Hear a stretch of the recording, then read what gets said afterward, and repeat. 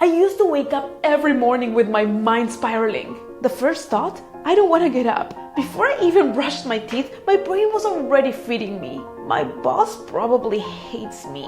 Did I embarrass myself yesterday? This wasn't just overthinking. This was self-sabotage in every aspect of my life. And I thought it was normal until I had the most important realization of my life. I am not my thoughts, and neither are you. And that changed everything.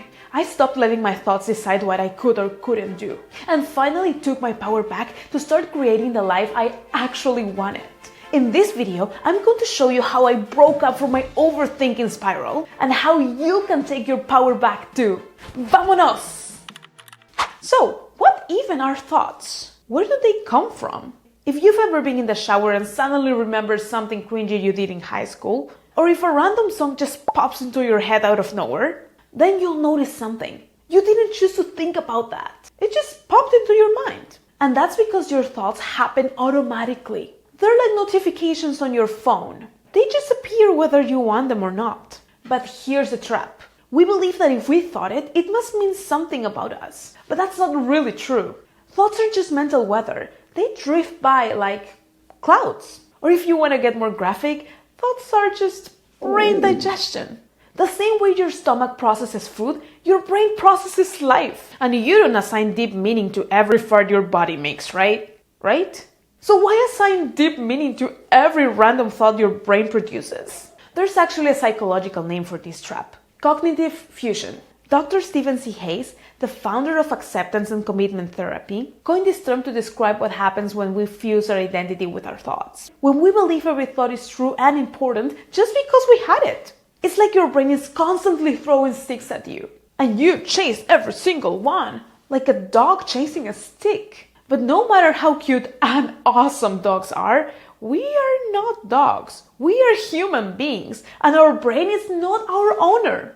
To be clear, some thoughts are beautiful, but most of the ones that ruin your life, they are just noise. So who are you if you're not your thoughts? You are the one who can step back and notice them. You have the power to decide which thoughts deserve your attention and which ones don't. I like to think of it like watching a movie. When you watch a movie, you see the characters making all kinds of decisions. Some smart, some ridiculous. But you don't jump into the screen to fix it. You just watch. And that's exactly how you can start relating to your thoughts. You see them, you notice them, but you don't have to become them.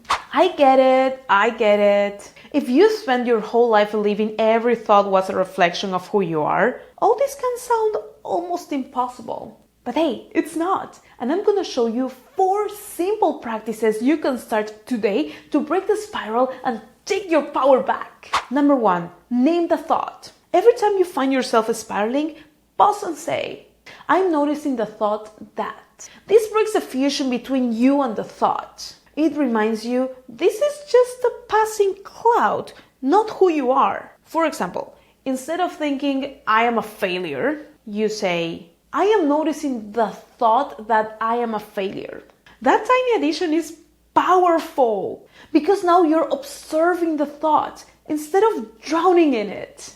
Practice number 2. Is this useful? When a negative thought wants to hijack your day, ask yourself, is this thought useful right now?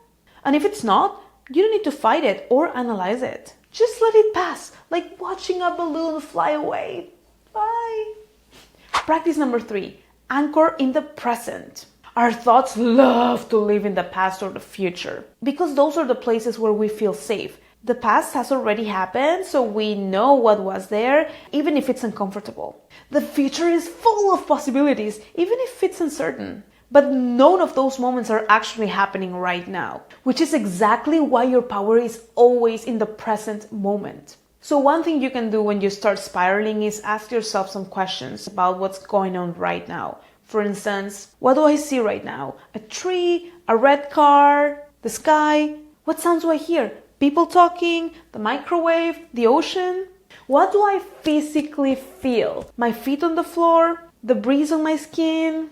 I like to do this when I go for walks. No headphones, no nothing, just me in the present moment. I'm just walking, and when I start spiraling, I just start noticing what's around me, and believe me, it helps. It's really good.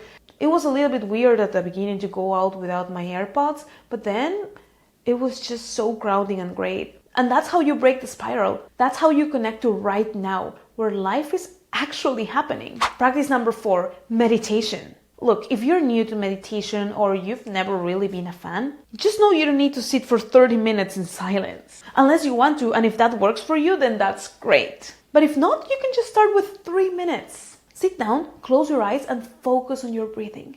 That helps anchor you in the present moment. A thought shows up, notice it, and instead of grabbing onto it or judging yourself for having it, just let it drift by and gently bring your focus back to your breath. That's all.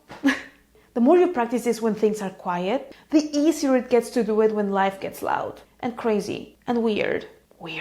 The thing is, growth is a spiral. It's not a straight line. You don't just fix your thoughts and never struggle again. You're probably going to revisit the same triggers, the same thought patterns. But every time you do, you'll meet with them with more awareness. And that's not failure. That is growth. And one last thing, which is very important. If you're also working on other habits that affect your well-being, like drinking, mindless scrolling, or emotional eating, then these practices become even more powerful. I quit alcohol a while ago, and it forced me to actually face my thoughts because I couldn't drown them anymore. And for you, it might be something else, some other bad habit that you have right now. But remember, it's not about being perfect. It's about building awareness step by step without judgment. So next time your mind starts telling you a story about who you are or what you can or can't do, pause. Just pause. Name that thought. Ask if it's useful. Anchor in the present moment. Meditate if you can. And you don't have to do all of this every time, but do something to break the spiral. And things won't change overnight. But every time you catch yourself, you are rewiring your mind. It worked for me. A person with really bad habits, with a bad relationship with alcohol, that thought that didn't deserve love or attention or anything good in life, and had suicidal thoughts. And thought that if she died tomorrow, nobody would really care. So if it worked for me, I know it can work for you too. We all have the same capabilities. You've got this. And if you want to hear more about the habits that helped me change my life, I'll tell you all about it in this video right here. Here are a couple of my other videos. They might help you in your sobriety journey. Have a good one. Bye!